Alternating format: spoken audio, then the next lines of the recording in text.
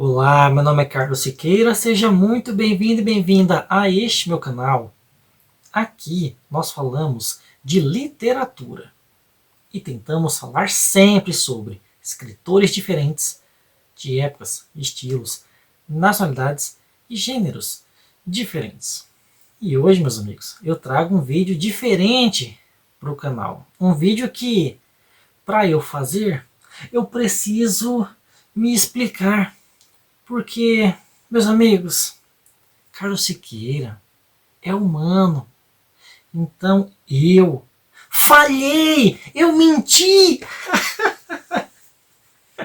eu não sustentei a promessa que eu fiz lá no começo do ano, ou no finalzinho do ano, eu não lembro agora, de não comprar livros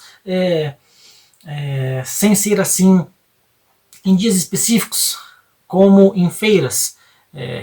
Nesse ano eu fui na feira da Unesp, comprei vários livros, muito bem. Outra ocasião que eu gosto de comprar é no final do ano, em novembro, ou numa Black Friday, ou na feira da USP, mas eu tinha prometido que seriam dias específicos. E acontece, meus amigos, que neste início de recesso escolar, uma mini férias, né? Eu e minha querida Mayara fomos a diversos sebos aqui de São Paulo e eu falei assim, eu vou comprar mesmo. Está baratinho, é uma oportunidade, é um achado, né?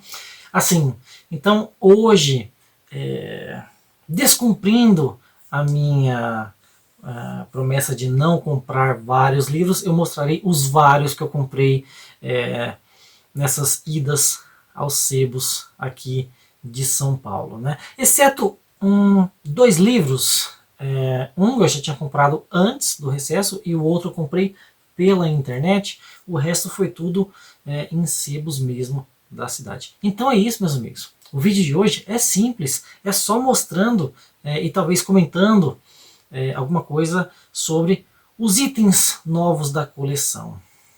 Agora, meus amigos, eu estou lembrando de uma coisa, né?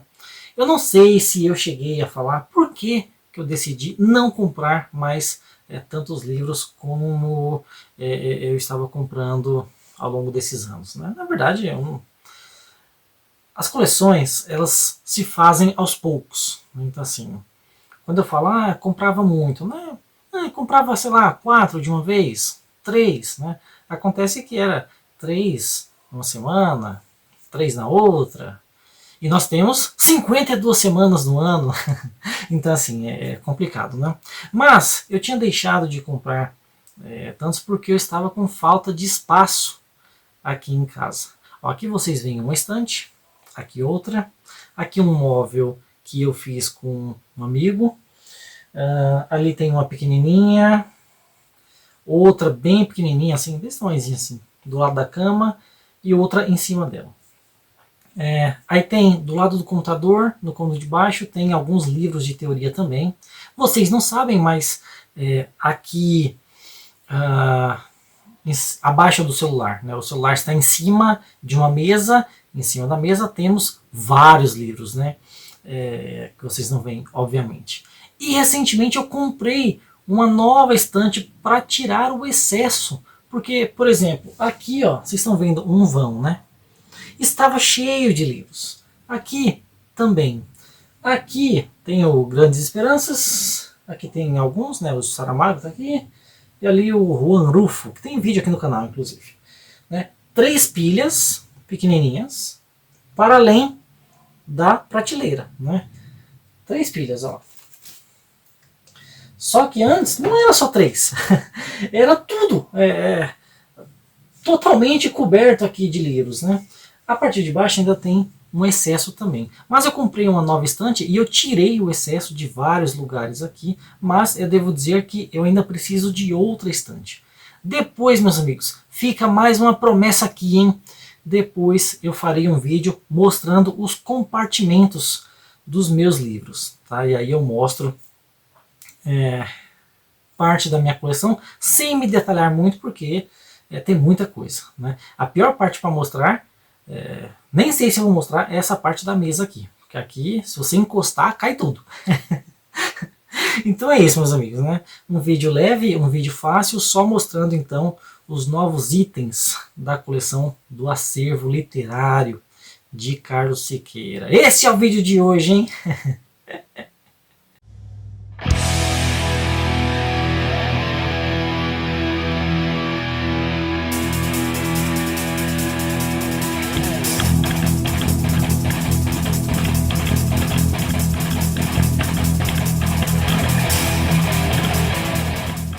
Muito bem, meus amigos. Então comecemos por um livro que eu comprei antes do recesso, que é o Marcovaldo, ou As Estações na Cidade, do Ítalo Calvino, grande escritor italiano, gosto muito, já tem vídeo aqui no canal, eu quero ler tudo desse homem. Esse título eu conhecia assim só por nome, mas quando eu vi a sinopse, aí é que eu quis mesmo. Tá? Eu vou ler para vocês o que está posto aqui atrás. Aliás, eu vou ler o que está posto atrás de vários livros aqui, tá? Mas não todos. Pois bem, Marcovaldo, ou As Estações na Cidade. Isso aqui é uma jacket, tá? Na verdade, a capa é só isso aqui, ó. Nem parece capa, né? Parece, sei lá, um rascunho. O nome do Ítalo Calvino, né? Eu pensei que era um autógrafo. Companhia das Letras, mas uma edição um pouco mais antiga. Isso aqui é de que ano? 94, hein? Quando eu nasci. Pois bem, então, o que diz aqui atrás? Em plena selva de asfalto e cimento da cidade industrial, o operário Marcovaldo busca a natureza. Mas existe ainda a boa e velha natureza? Ou tudo não passa de imitação, artifício e engano?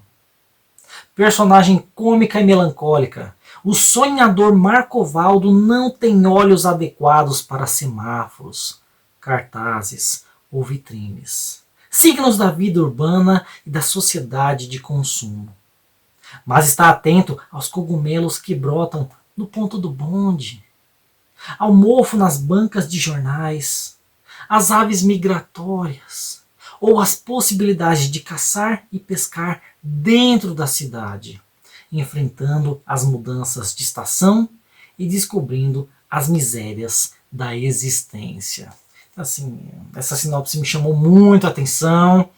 Eu gosto dessa contemplação da vida, né? Ao contrário do ritmo posto pelas grandes cidades.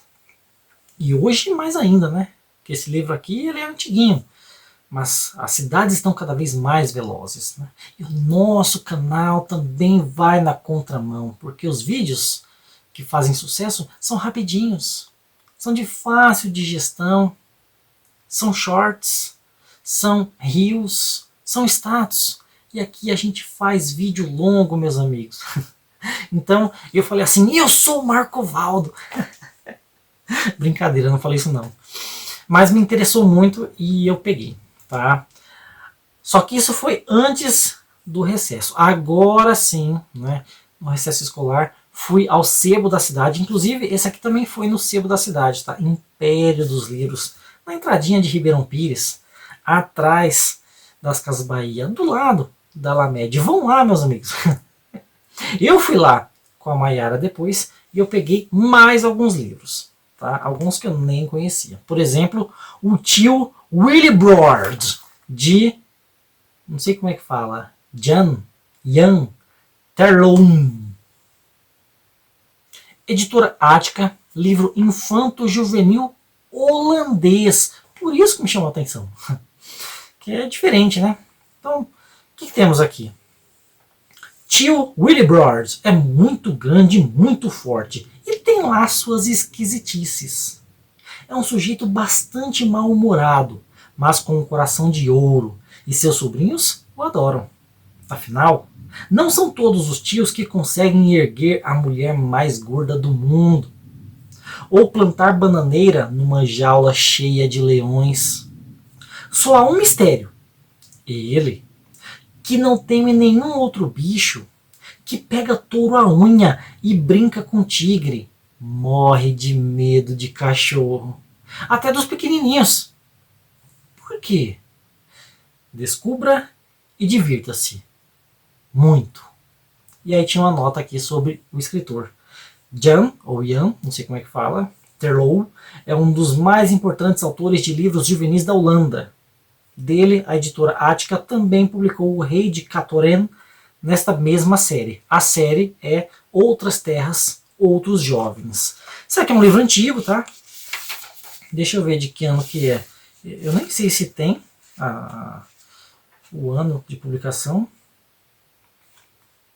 Porque é de sebo, tá velhinho, né? Então... Não, meus amigos, não tem o ano aqui. Primeira edição, mas tá anotado de lápis. Alguém anotou bem no cantinho aqui, ó. Parece que foi arrancada a página da catalogação, acho que é isso que fala, né? Infelizmente é isso, não tem o ano do livro. Esse aqui foi O Tio Willibrord, uma leitura infanto-juvenil holandesa, me chamou muito a atenção. Aí eu comprei também um livro de aforismos, meus amigos. Aqui nós temos um vídeo sobre Nietzsche, aforismos do Nietzsche. E agora não, né? Mas quando eu ler, e possivelmente lerei em breve, farei um vídeo de aforismos do Oscar Wilde, meus amigos, grande escritor irlandês. Ele, autor do o Retrato de Dorian Gray, né? Ia falar diário, que é isso? De peças como De Profundis, né? Histórias curtas, contos como O Fantasma de Canterville, que mais? A Importância de Ser Prudente é uma peça também, ou de ensaios, né? A Alma do Homem sob o Socialismo, grandes obras desse autor muito importante. E aqui nós temos vários aforismos, né? Que é esse gênero curto, brevíssimo, aqui ó, cada 2, 3 linhas é um aforismo, mas que são carregados de força, de poesia, de filosofia, de reflexão, né? E essas frases, algumas eu reconheço, tá? São retiradas de outras obras dele, tá? Então, vou pegar um aqui, uma para vocês. Toda arte é imoral.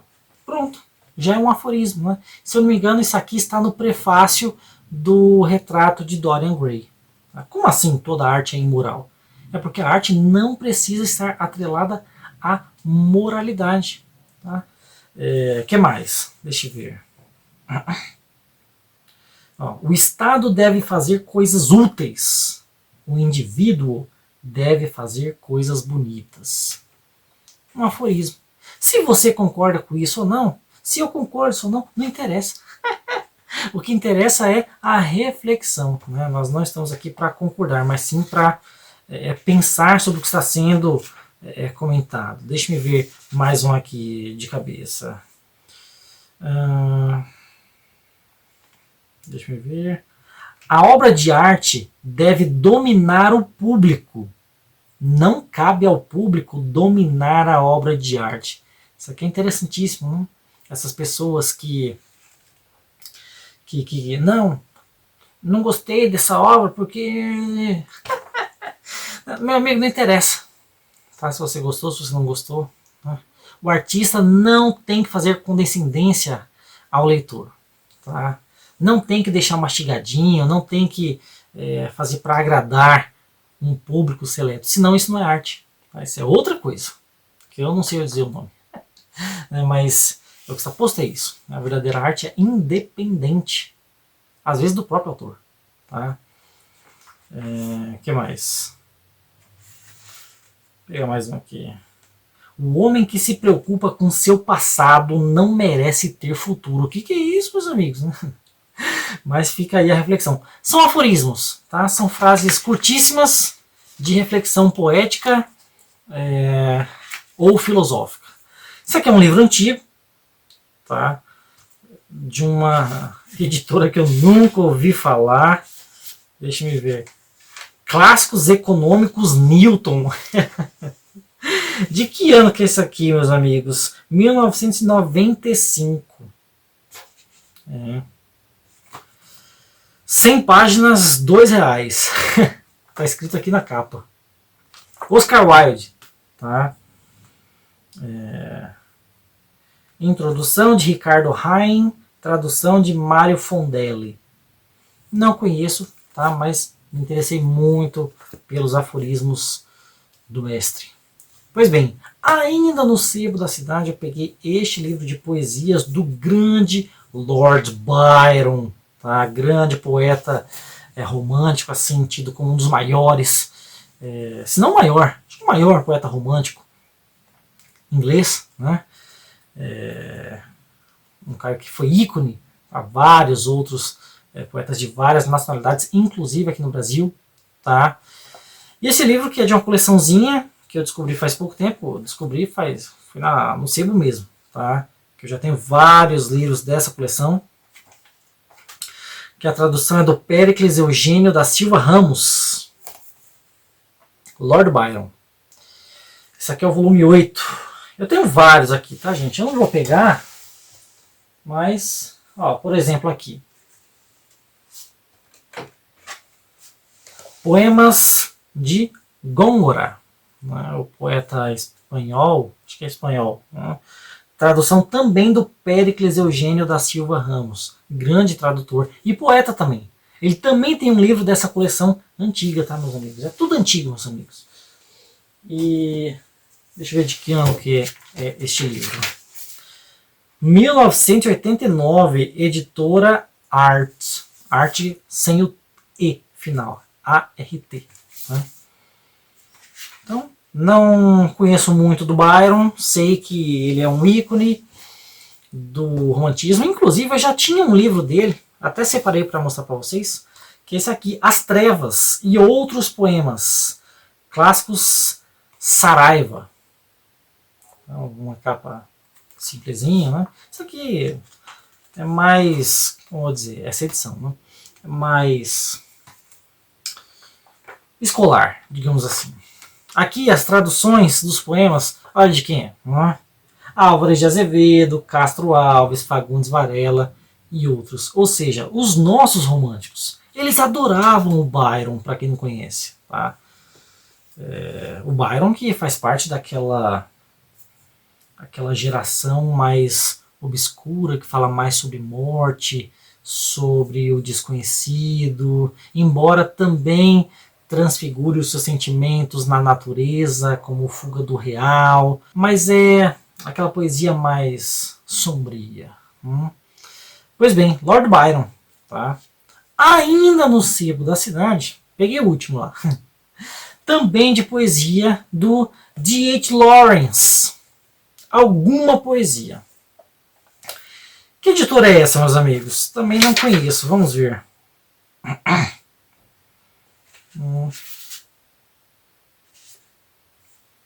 Calma que eu estou tentando achar. Cadê?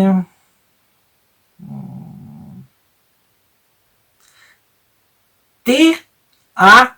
Queiroz. Essa é a editora. 1991. Bom, eu já conhecia o D.H. Lawrence, mas eu não sabia que ele era poeta. Tá? Se eu não me engano, tinha lido um conto dele, mas eu achava que ele não tinha escrito poesia, não. E aí, aqui tem um comentário do Paulo Ronay, meus amigos. Paulo Ronay, grande tradutor, assim, grande conhecedor, ensaísta, um dos maiores nomes da literatura mundial que morou, né, aqui no Brasil, né, veio fugido da Segunda Guerra. Pois bem, e ele comenta sobre alguma poesia do D.H. Lawrence. Ele diz assim: li com toda a atenção e com mais vivo prazer alguma poesia de D.H. Lawrence, modularmente selecionada, traduzida e introduzida por Ayla, que é o tradutor, ou tradutora, não sei dizer. Não? É a obra não menos meritória que sua adaptação das poesias de Emily Dickinson, há tempos publicada pela mesma editora. Graças a essa nova coletânea, conheci um grande poeta de extraordinária originalidade, um panteísta moderno de irresistível força vital. As traduções, fiéis e artísticas, dão uma ideia exata do original, ideia que a introdução completa. tudo no livro, até os mínimos detalhes das notas e da bibliografia, reflete o amoroso cuidado com o que foi feito. Como é gratificante tomar conhecimento da obra de um grande poeta na interpretação de um tradutor excepcional, Paulo Ronay. Tá? Então, 1000 poeminhos, é bilíngue, tá? A edição. Então fiquei curioso. Tá? Mas confesso que isso aqui vai demorar um pouquinho mais para ler. Tá? Tem outros poetas que estão na frente, meus amigos. Pois bem, isso aqui foi comprado no sebo aqui da cidade, Império dos Livros. Mas de lá eu fui para outro lugar. Eu fui lá no sebo do Messias. Aliás, o Messias morreu faz pouco tempo, faleceu, sei lá, acho que um mês atrás. O sebo do Messias fica localizado aqui no bairro da Liberdade, em São Paulo. E é dito que é o maior sebo da América Latina. Meus amigos, lá são 3 ou 4 andares só de livros. Assim, é muito grande mesmo. Né? Tão grande que os funcionários nem conseguem vigiar as pessoas lá dentro. Então, você entra e você tem que deixar a sua bolsa, a sua sacola lá na entrada. Tá? Porque é difícil de vigiar. Meus amigos. Pois bem, de lá eu peguei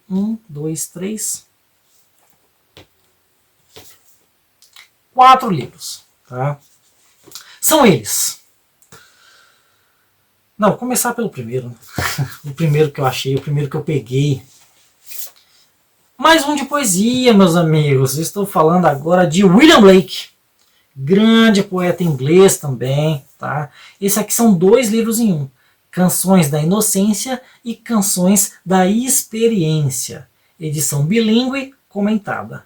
Tradução, textos introdutórios e comentários de Gilberto Sorbini e Weimar, ou Weimar, não sei como é que fala, de Carvalho. Editora Dizal. Essa edição é de que ano? Deixa eu ver. 2005. Tá? Esse livro está um pouquinho mais velho. Perdão, meus amigos. Está frio, né? A minha voz não está das melhores. Então, por exemplo, tem algumas páginas que são bem amarelinhas assim. Com alguns pontos de pigmentação. Mas só nas primeiras páginas. Nas últimas, não estão mais. William Blake, né, que um dos maiores nomes da poesia mundial. Eu nunca li nada dele. O que eu sei dele é que ele é um dos maiores. E eu acho que vocês já perceberam que eu sou do metal. E um dos maiores nomes do heavy metal é o Bruce Dickinson, vocalista do Iron Maiden, que também tem uma carreira solo. E ele é apaixonado pelo William Blake. Ele, na sua carreira solo, tem um álbum que tem várias músicas que fazem homenagem aos poemas dele. Inclusive, um que está aqui, Jerusalém, o nome do poema.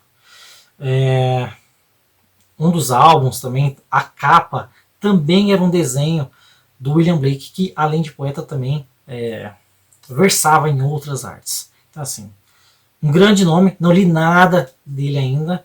Li um poeminha aqui que eu gostei, acho que era um vagabundo, alguma coisa alguma coisa assim. Né? E é isso, quando ler, farei vídeo, meus amigos. Mais um de poesia. Aí em seguida, qual foi que eu peguei? Um livro de crônicas, tá?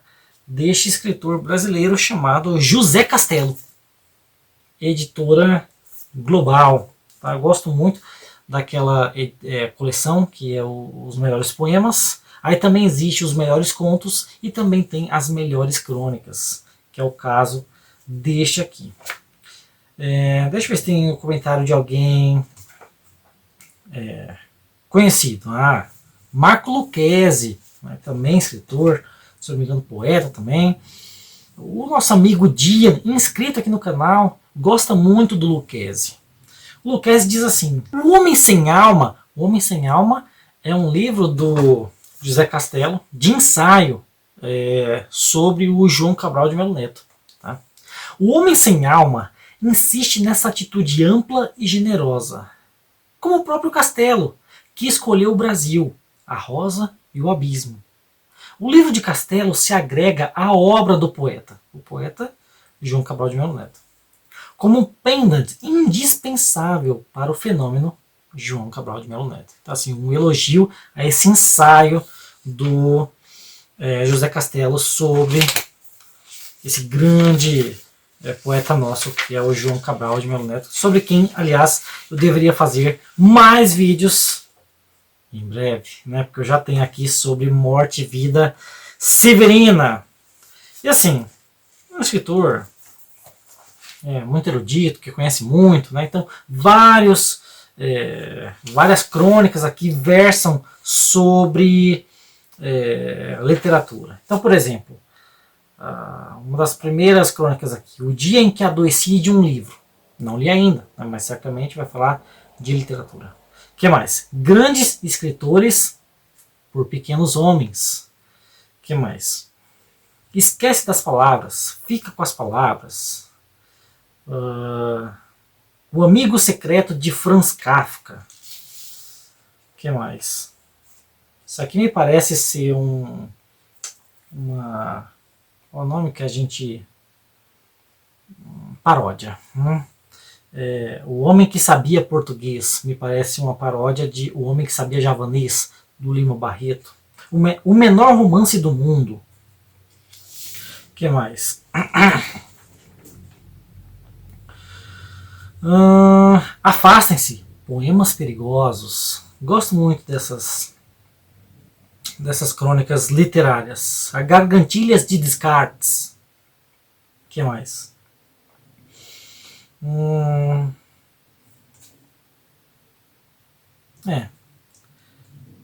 Por nome assim, não conheço ninguém.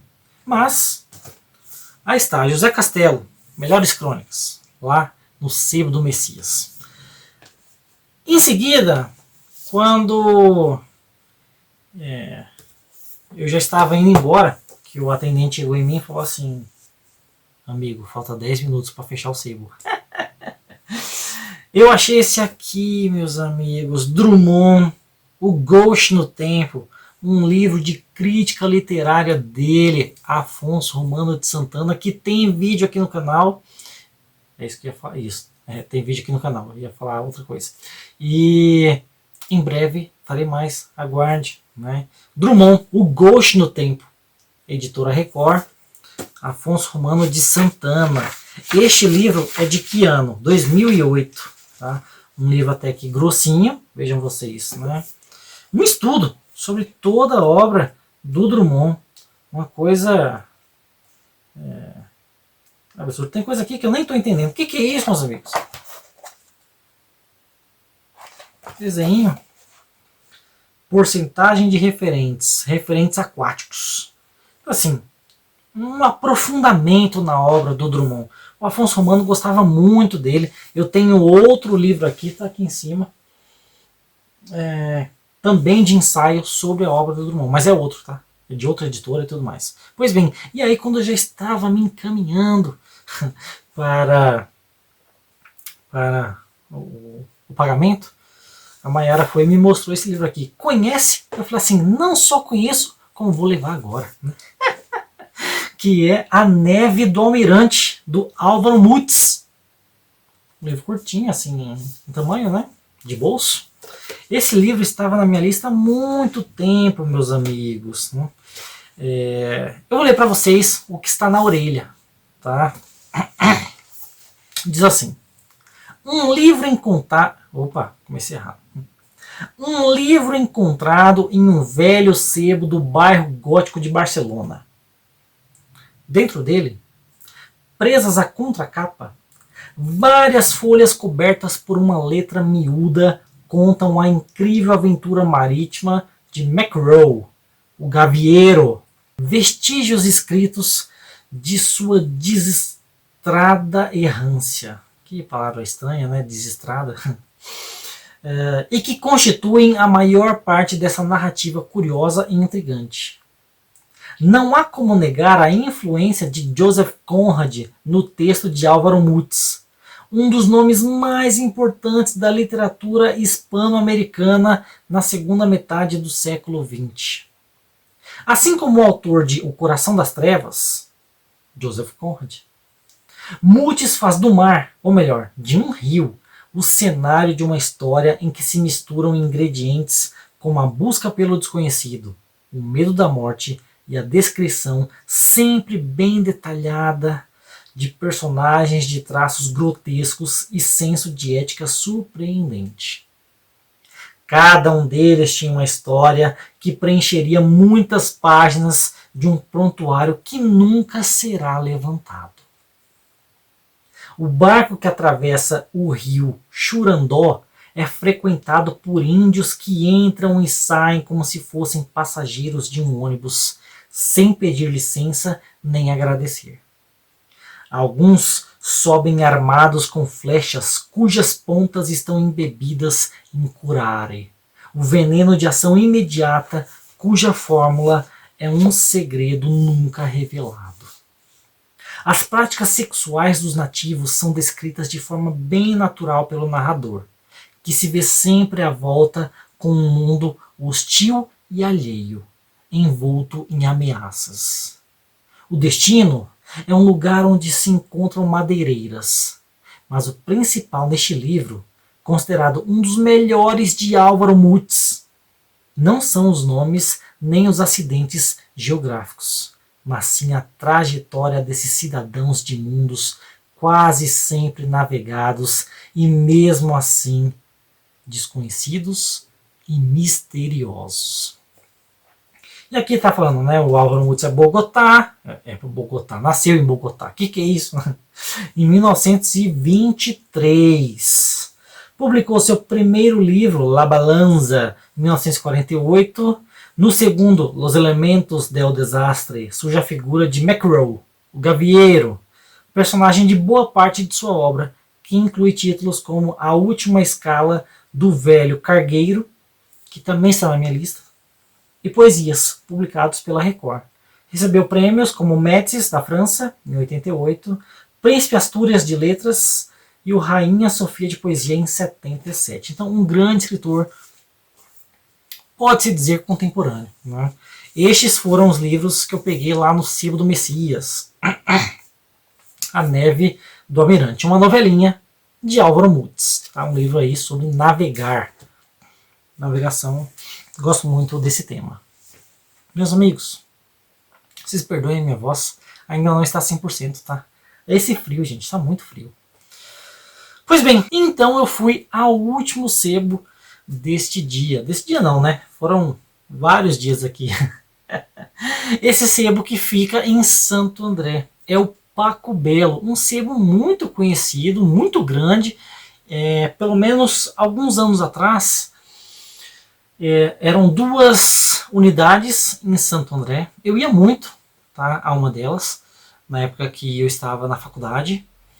Hoje em dia eu não vou mais tanto para Santo André, mas sempre que eu dou uma passadinha eu visito o sebo e às vezes pego alguma coisa. E tinha ainda uma outra unidade em São Paulo, se eu não me engano. Pois bem, então lá eu peguei 1, 2, 3, 4 livros, a começar por Até Parece o Paraíso, de John Cheever. John Cheever, para quem não sabe, escritor americano, vencedor de Pulitzer. Eu não sei se ele publicou contos, mas como romancista eu o conheço de alguns nomes, mas ainda não li nada dele. Tá? Este livro aqui, ele é de que ano? 1986, a edição brasileira, né? Mas a original em 82, se eu não me engano. Isso mesmo. Pois bem, eu vou ler o que diz aqui em uma parte da orelha, eu não vou ler tudo não. Tá?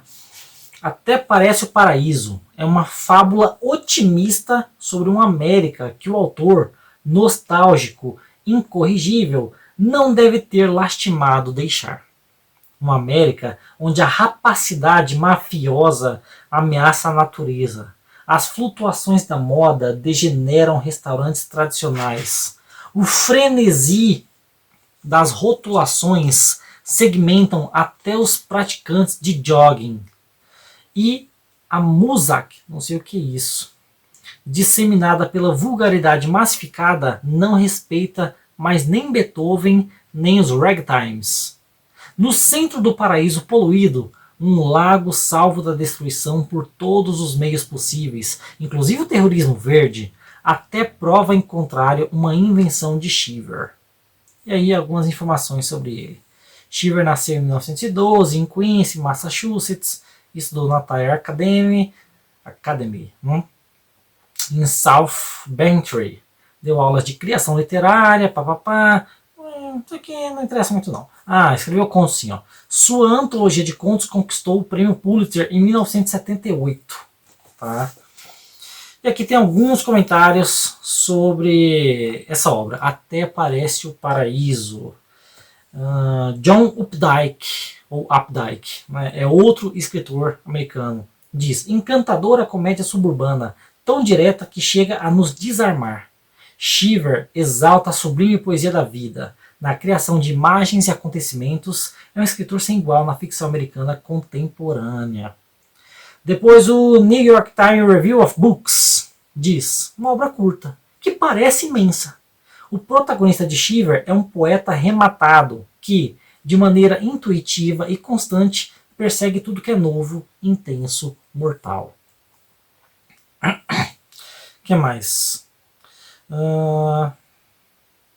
São outros comentários do New York Times. Cheever talvez seja nosso mais sofisticado otimista. É como um milionário tresloucado que esbanja seus haveres nos homens e mulheres que observa, e não em obras de caridade ou em financiamento de instituições beneméritas. Li com certa pressa, não entendi muito não.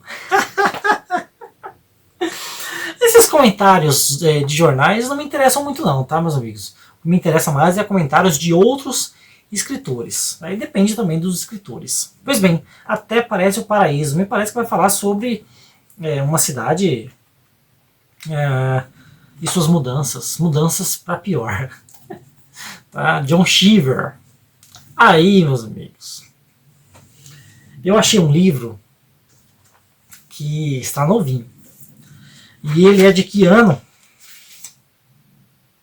1982. Olha o estado. Novíssimo. Páginas branquinhas, que eu não tenho problema com isso. Tá? Da Nova Fronteira. Que livro é esse, meus amigos? Um autor que eu já trouxe aqui no canal.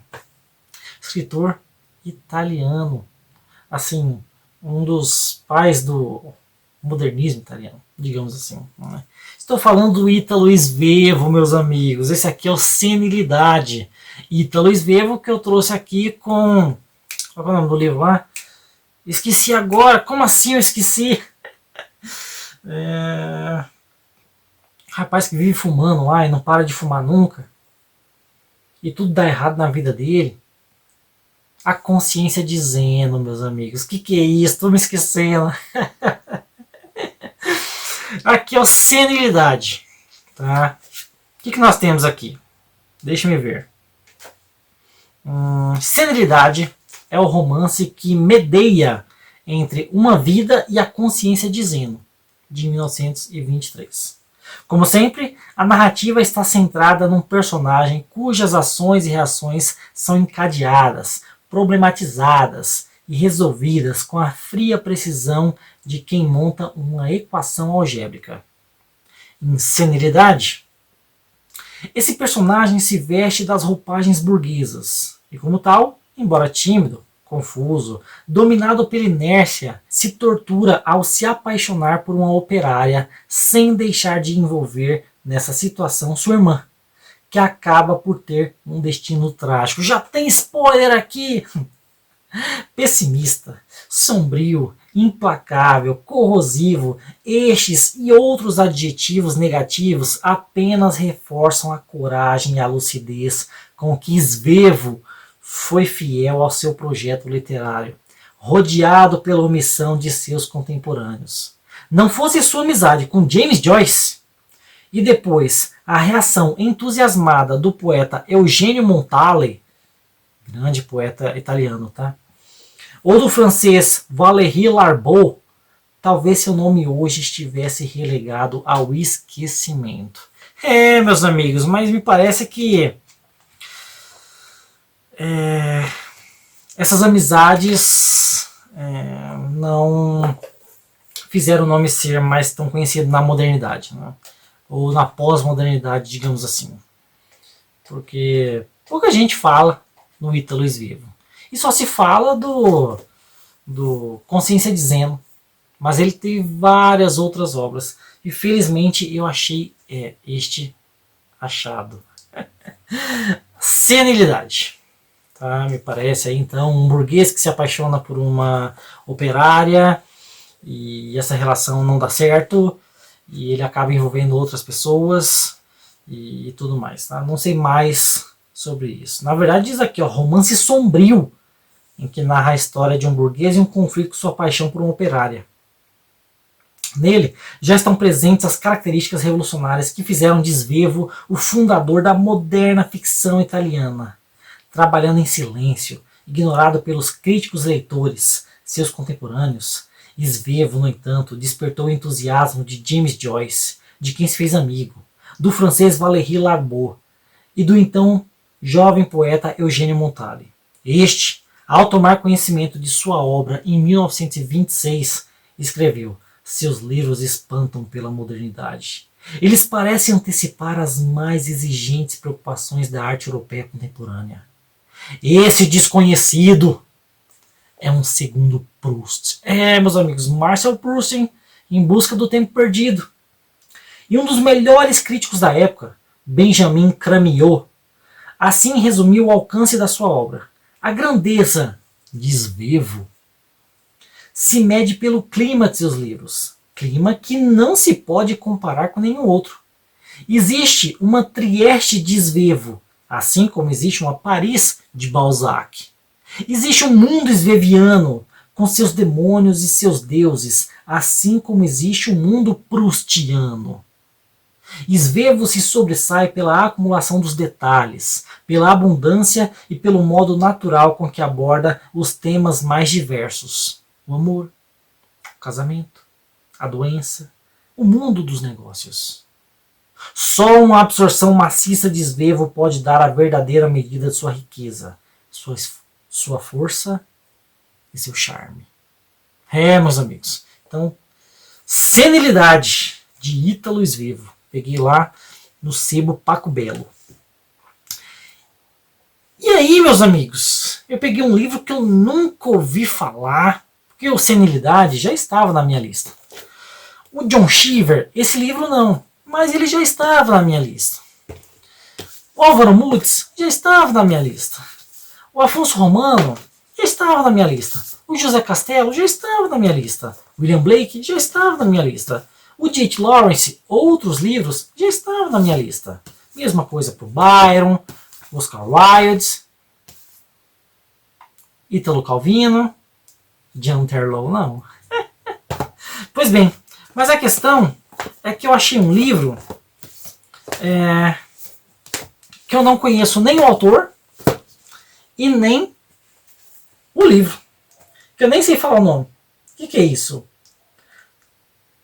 Quetzalcoatl. Que é isso, né? De um tal de José Lopes Portillo. Olha essa capa medonha. O que me chamou a atenção? Já falei pra vocês que eu sou do metal.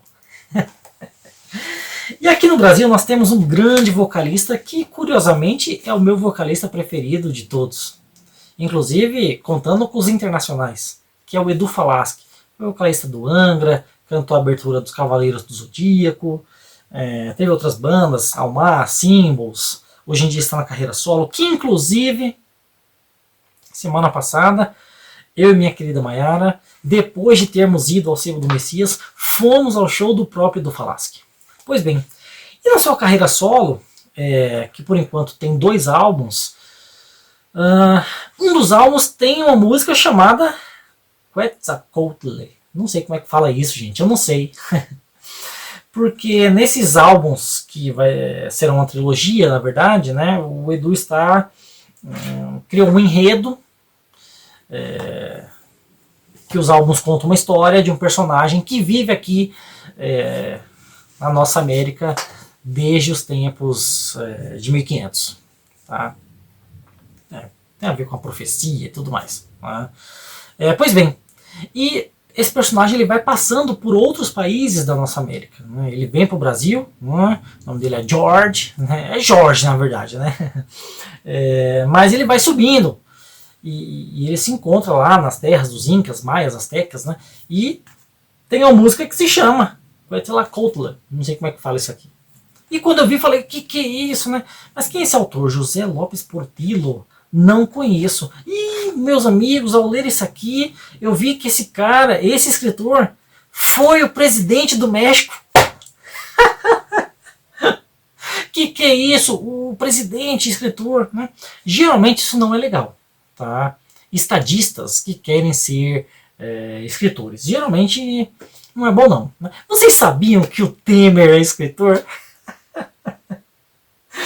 O Temer, o pequeno, né, o ex-presidente do Brasil aqui, o golpista, né, é metido a poeta, né, e a poesia dele é péssima. Eu já li alguns poeminhos, assim, não gostei não. Né? Pois bem, aqui nós tivemos outro grande escritor, quer dizer, outro grande político conhecido, né, que foi o José Sarney, que inclusive está na Academia Brasileira de Letras. Né? Alguns dizem que, na verdade, ele paga ghostwriter. Tá? Ele não escreve, ele paga para outras pessoas escreverem e ele publica com o nome dele. É o que dizem. Tá? Eu nunca li nada, não me interessou. Tá?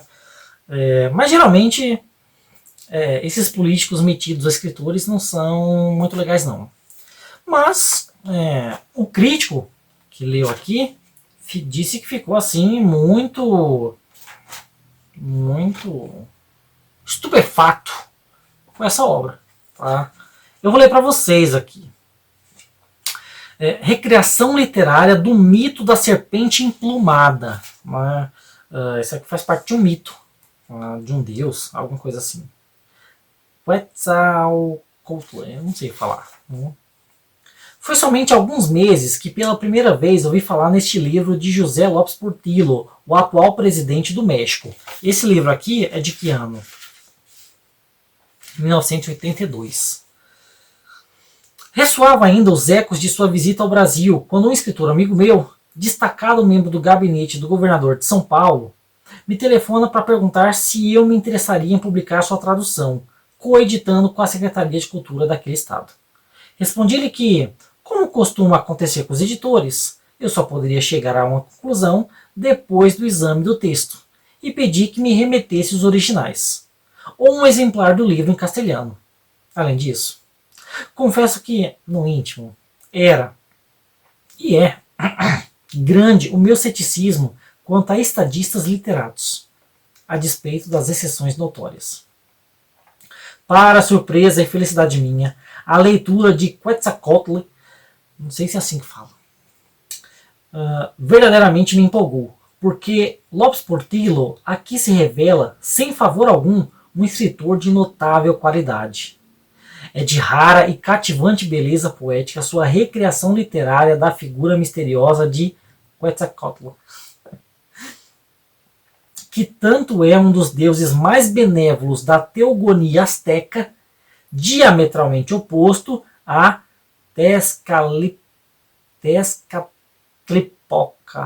não sei se é assim que fala, o deus do mal, quanto é o esperado, o Redentor, o Messias, que surgiria em forma de homem para receber de volta, dignificando-o mais uma vez o poder que os deuses haviam otorgado aos povos da terra, e ainda a serpente emplumada em que se transforma ao desaparecer no oceano de onde viera, navegando numa balsa de serpentes, segundo uma versão, ou de se atirar a uma fogueira, onde é consumido pelas chamas e se transforma na luz do amanhã. Não, na luz da manhã, segundo outra história.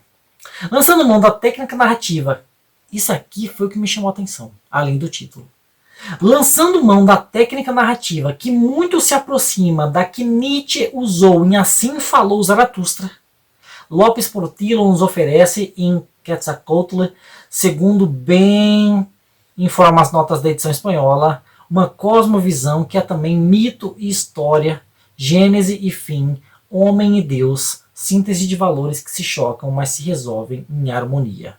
Uma linguagem elegante, poeticamente refinada e repleta de sugestões líricas que buscam interpretar o mundo e o homem em sua essencialidade, ele coloca diante de nós para que supostamente o decifremos, mas, em realidade, para que possamos colher suas transcendentes lições, esse misterioso Quetzalcoatl, cujo retorno à Terra, por coincidência, Moctezuma aguardava preciosamente para a época em que se deu a invasão do México por Cortés e seus companheiros. Confundindo dois eventos, o imperador azteca, ao saber da chegada dos espanhóis, declarou: "É o nosso senhor Quetzalcoatl que veio porque quis sua vontade que viesse, que regressasse, que ocupasse de novo seu trono." Tem mais um parágrafo aqui, mas eu não vou ler não, tá? Então, uma recriação dessa narrativa mitológica dos povos astecas, mas que se mescla à história recente desse povo. Mas o que me chamou a atenção mesmo foi essa questão mitológica e a forma de narrar que foi comparada à do Nietzsche em Assim Falou Zaratustra, que é de uma maneira bem poética, bem sugestiva, que eu adoro. Tá? Pessoal, vocês perdoem a minha fala com alguns erros de dicção, é porque a minha voz já está indo pro saquinho. Agora sim, meus amigos, o último livro que eu peguei lá no Sebo Paco Belo. Isso aqui foi um achado. Foi um achado, né? Já estava indo embora quando eu achei. Abel Sanches, Uma História de Paixão. Um romance de Miguel de Unamuno, grande poeta espanhol, tá? Aqui a capa. Editora Record, novinho. Que ano que é esse aqui? 2004. Esse livro ele vai trazer uma recontação também de outro mito. Só que aqui é o mito bíblico, a história bíblica, né, de Caim e Abel. Tá? Então o que temos aqui? Considerada por parte da crítica a mais amarga e perturbadora das obras de Unamuno, Abel Sanches, Uma História de Paixão, cria uma impressionante versão moderna da história bíblica de Caim e Abel, em que Joaquim faz a defesa do primeiro assassino da história. O fratricídio inaugural e a inveja deixam de ser uma questão de juízo moral para darem ao leitor uma visão aguda e global da experiência humana, como só a literatura de ficção, nas mãos de um mestre, poderia fazer. Nas palavras do autor, a inveja que tentei mostrar na alma de Joaquim Monegro é uma inveja trágica, uma inveja que se defende, uma inveja que poderia ser chamada de angelical. Contraditório, né? Joaquim Monegro e Abel Sanches eram os melhores amigos de infância. Aparentemente, a personalidade do primeiro, franco e voluntarioso, impunha-se. Mas, sem nunca dizer não, a vontade do segundo sempre prevalecia. Na escola, Joaquim era o primeiro da classe e ganhou a peixa de antipático. Abel era o mais popular. Joaquim foi estudar medicina, Abel, belas artes. Monegro apaixonou-se pela prima, Helena, sem ser correspondido. Apresentou-a ao melhor amigo, para que este fizesse o retrato dela, o que não só deu início à brilhante carreira de Abel Sanches, como um casamento e uma família. A partir daí, a maneira velada como Joaquim passará a alimentar uma inveja crescente de Abel. Mantendo, porém, a antiga amizade, dará à história seu contorno trágico. Unamuno constrói esse enredo com diálogos ágeis e precisos, costurados com reviravoltas de alta intensidade dramática. Os fragmentos das confissões de Joaquim, intercalados na narrativa, com a voz interior, levam o leitor a incursionar pela sua mente. A dimensão subjetiva dessa tragédia moderna desfaz possibilidades de uma compreensão esquemática ou maniqueísta dos personagens. A fronteira entre as realidades interna e externa torna-se imprecisa. A luta entre o amor e o ódio, travada por Joaquim numa verdadeira epopeia interior, ganha um peso mítico e transcendental. Meus amigos, Miguel de Unamuno, que eu conhecia como poeta, não sabia que era romancista. Grata surpresa, o livro em muito bom estado, um achado, meus amigos. E eu sempre gostei muito dessa literatura que traz intriga entre irmãos, pai e filho, etc. Né? Essas coisas familiares me chamam a atenção. Pois bem, então esses foram os livros que eu comprei nos sebos aqui perto de onde eu moro. Mas eu comprei ainda um livro na internet. Tá? Esse aqui eu não vou ler para vocês não. Tá? Um livro que eu não conhecia o escritor, nem a obra, mas que de alguma forma eu achei, tá? E eu gosto dessa coleçãozinha, que é a arte da novela, que eu já trouxe aqui a lição do mestre do Henry James, tá? Da mesma coleção. Eu comprei Michael Kolas, Henrik von Kleist, escritor alemão, editora Grua, de que ano? 2014, uma novelinha alemã, baseado numa antiga crônica. Essa aqui é baseada em fatos reais, tá? Vai contar a história de um comerciante de cavalos, tá? Século o quê? Século XVI, né? Que vive uma injustiça, tá? Ele busca os meios para solucionar esse problema, mas na verdade o Estado humilha esse homem. O Estado, na verdade, amplia a injustiça, a desigualdade. E esse homem, ele vai em busca de vingança, meus amigos. Isso me chama muita atenção. Esse livro ele foi muito elogiado pelo Kafka. Tá? Eu não sei se tem algum comentário aqui.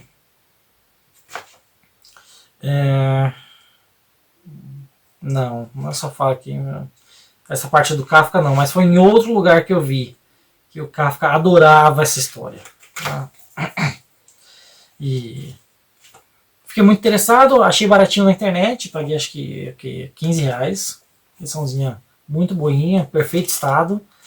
Uma história de vingança contra o Estado ainda, hein? Que me chamou muita atenção e eu peguei.